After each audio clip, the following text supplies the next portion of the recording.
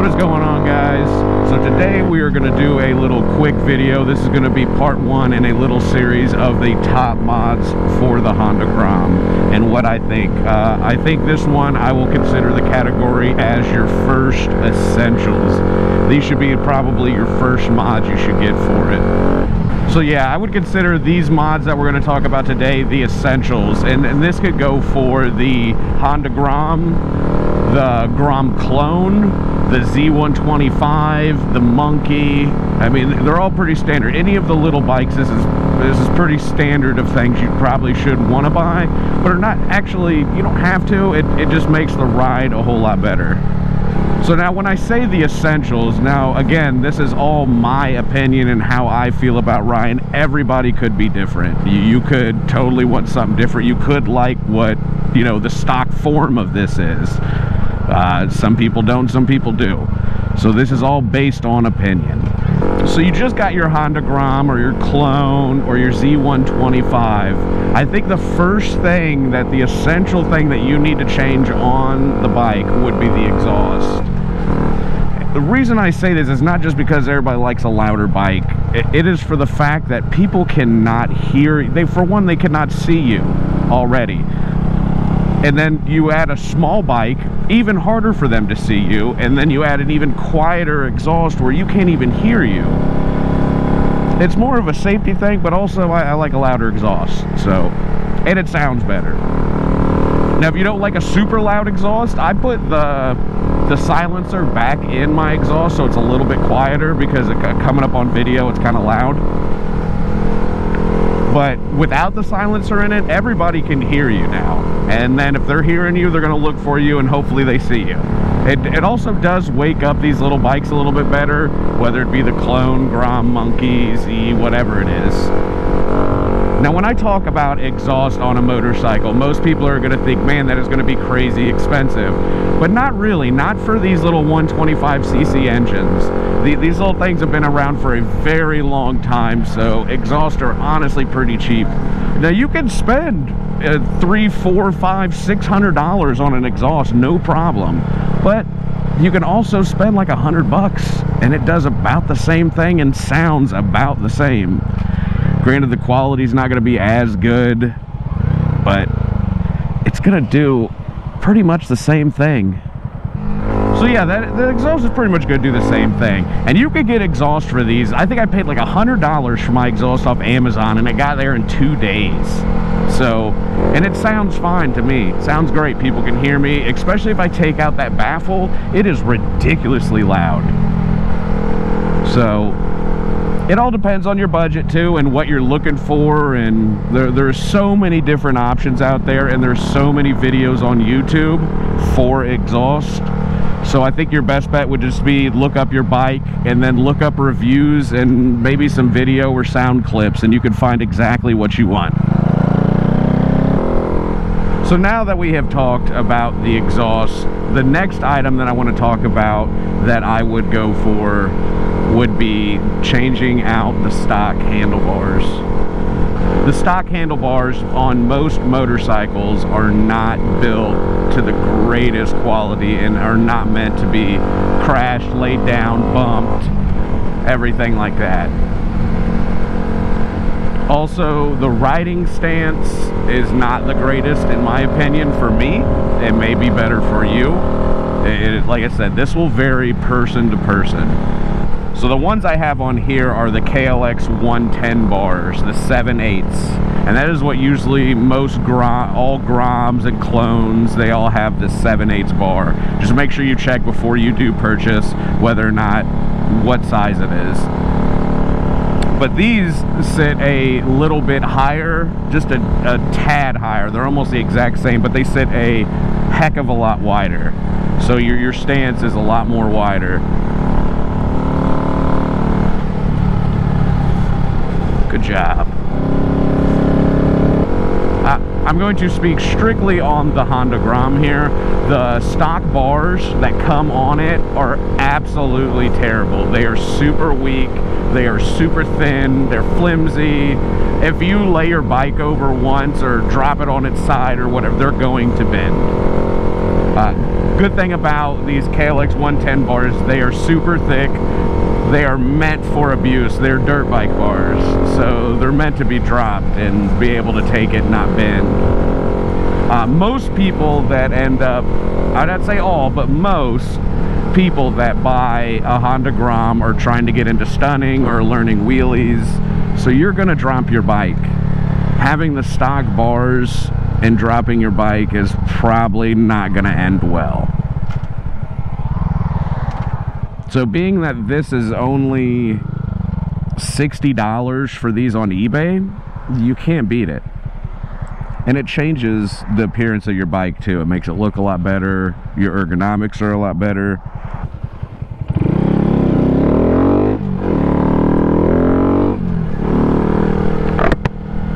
Now there are different style of bars you can get for that. You don't have to get the wider KLX 110s. You can get the Honda Minis, or I don't know if those are two different ones, the XR Minis or the Honda Minis. I think they're a Honda 50 style for the 50s. You can actually change these out and get 1-inch adapters and change these to the even thicker bars and go with even bigger ones. But the problem with going any taller or wider than what these are right now is you have to reroute cables and or get longer ones. Now on the 2023 Honda Grom and using the KLX 110s, I did not have to reroute or change anything. I am able to do full turns and it doesn't snag or pull on any of my wires. I heard people that do the Honda Minis or the XR50s that they sit up a little bit higher and they have to reroute these cables. They didn't have to change them, but rerouting them helped. Also, the other thing is you do not have to go with Pro Taper. There are other brands out there and other bars. I'm not sure. I know Renthal makes some. There's a couple other brands. Or you could even just keep the stock ones and buy you some cheap ones off Amazon that probably cost like $15. It all depends. There's so many different variations that you could do, especially with Amazon, man. It's so cheap on there. But what I think everybody should do is pick them up a set of quality Pro Taper bars. They're well worth it. The only issue with doing Pro Taper bars on these is inside this throttle tube there is a little nub. This clamshell attaches to it like a clamp, and there is a little nub that holds it so this whole assembly can't spin. So you do have to drill a hole to have that fit so this doesn't spin. But I've also seen people not and just put like tape so it grips, but I would go ahead and drill the hole. So yeah, I think buying a quality set of bars will definitely help the feel of the bike. It will add more rigidity. It is something I think everybody should do.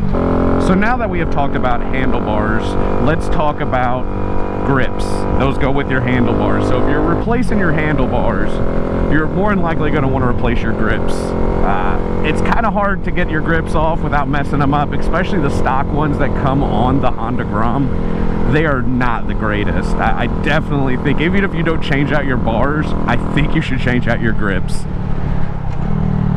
They are not comfy at all. And it is a very, very cheap mod to do. I mean, we're talking under $20. I think these were $18, and they are so comfy. Most people grab those pillow top grips. Those are also really comfy. These are the Vans waffle grips. So yeah, it makes it way better. And also you can add some color to your bike too. Like I had mine match, you know, my little black and purple color scheme here. So you can do just about anything. I think that is definitely another essential I think you should get for how cheap it is. You know, 20 bucks and a little bit of hairspray and you're good. For the stock ones, I just used a razor blade and just cut them completely off. I didn't try to save them or nothing. The glue on it was terrible. You don't have to use the glue. Hairspray works just fine. So there's not really much more to say about grips. That is pretty standard. You could just, you know, pick which ones you like, go for the feel, put some hairspray on, and bam. Easy peasy. Now for this next one, that is going to be a different story. Now for this next one that we're going to be talking about, it is not so simple. There is so many different options, and what I'm going to go with is tires. If you buy your Honda Grom brand new, the stock tires are absolutely horrible. They are very sketchy to ride on. To me, I did not like them at all. So I think that is a main thing you should change out pretty quickly. You don't have to. They will ride just fine as long as you're not taking crazy corners and stuff like that. I mean, they will hold, but I just don't trust them. I would rather put some well-known, well-tested tires underneath me and know that I'm going to have traction for the most part. Now for Honda Grom tires, most of the time it's just going to be listed as like a scooter tire, the 12-inch. Honda Grom comes stock with a 120/70 12-inch tire in the front and a 130/70 12-inch in the rear. I've seen some people bump the rear up to a 140 and say it's a heck of a lot better. I have not. I have stuck with the 120 and the 130.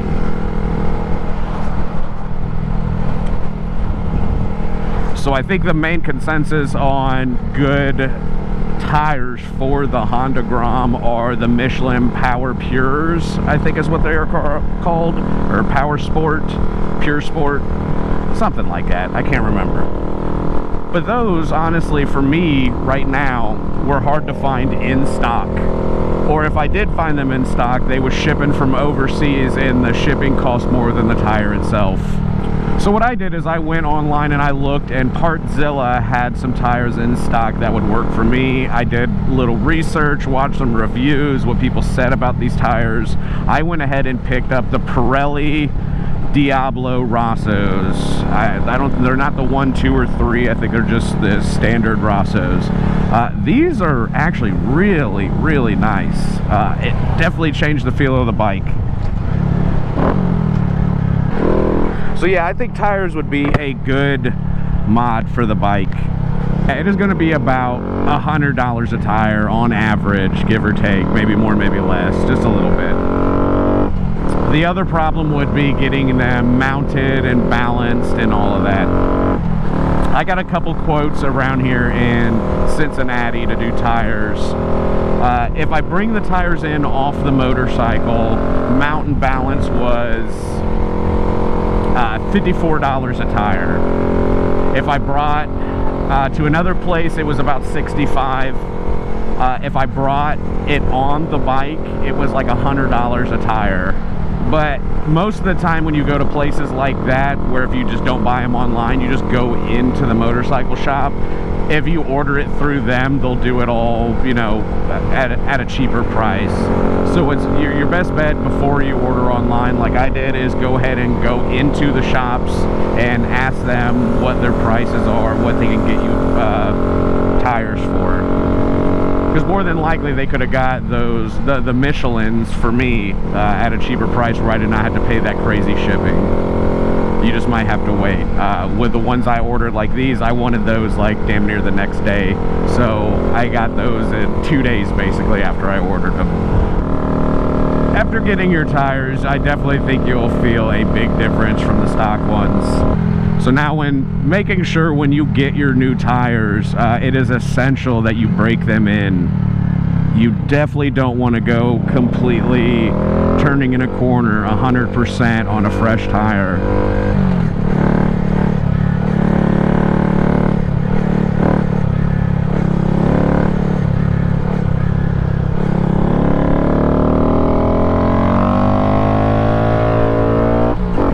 So just make sure you do your due diligence and do your research. And I say that to everybody, is make sure you do your research on the parts that you buy. I will spend hours looking up different parts and watching reviews and doing everything before I purchase something, so I know exactly what I'm getting, I know exactly what I'm in for, I know exactly how to install it. I'm already 100% prepared. I see this time and time again of people buy stuff and they're upset or they don't know what to do when they get it. Just do your research and you'll be fine.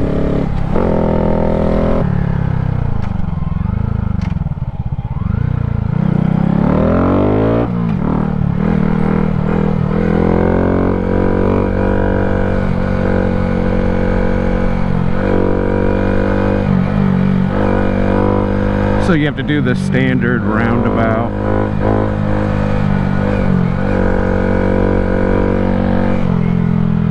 Watch where the... Okay, so now that we have talked about our exhaust, our handlebars, our grips, our tires, I think the last thing that we need to go over in this video is also a personal opinion, what I think is what everybody should get rid of. That would be the big whale tail on the back that holds your turn signals and your license plate. Buying a tail tidy. Or you can make one. So what you can do to get rid of the big fender on the back is to buy an eliminator or an integrated tail light. There's a couple different options you can buy. You can make your own bracket, but you're gonna need a way to mount your turn signals and your license plate. So there are a couple companies that make some really good product that works very well. TST, I think, is probably one of the best for this, especially their integrated tail light. Their smoked one is probably my favorite. That is the one I put on this one. And then I went ahead and took a metal bracket and just measured out the whole spacing underneath and then just put bolts through it and had a little, used the stock bracket to hold the license plate. Because all that does is hold your tail to your subframe. So when you take that out, you're going to need bolts to run through your subframe and your tail to keep your plastics on. But you can make that yourself, no problem. The only problem is getting your turn signals and everything. That's where your integrated tail light comes in. Or you can get the tail tidy, which uses the stock turn signals with a different bracket. It just tucks it up under the bike a little bit. There are drawbacks to doing this. If you ride in rain or mud or anything like that, it's going to fling up on you now. Not horrible, but a little bit. I wear a backpack, so I usually don't feel anything back there that hits me in the back. So to go with the tail tidy, this one I'd have to say would be another good one, which is turn signals. Because if you get the tail tidy, it has a bracket for the turn signals. You can use the stock ones, or you could get the little flush mount ones, or the LED bars, or, you know, ones that look like this. They have all different kinds. So I'd say to go with that one, get turn signals too, because you can get them on Amazon pretty cheap. So I think that is going to wrap up today's video on the essentials. If you guys like the content, go ahead and hit that subscribe button for the next couple parts that are going to be coming out very soon. And as always, I will see you guys next time. Peace.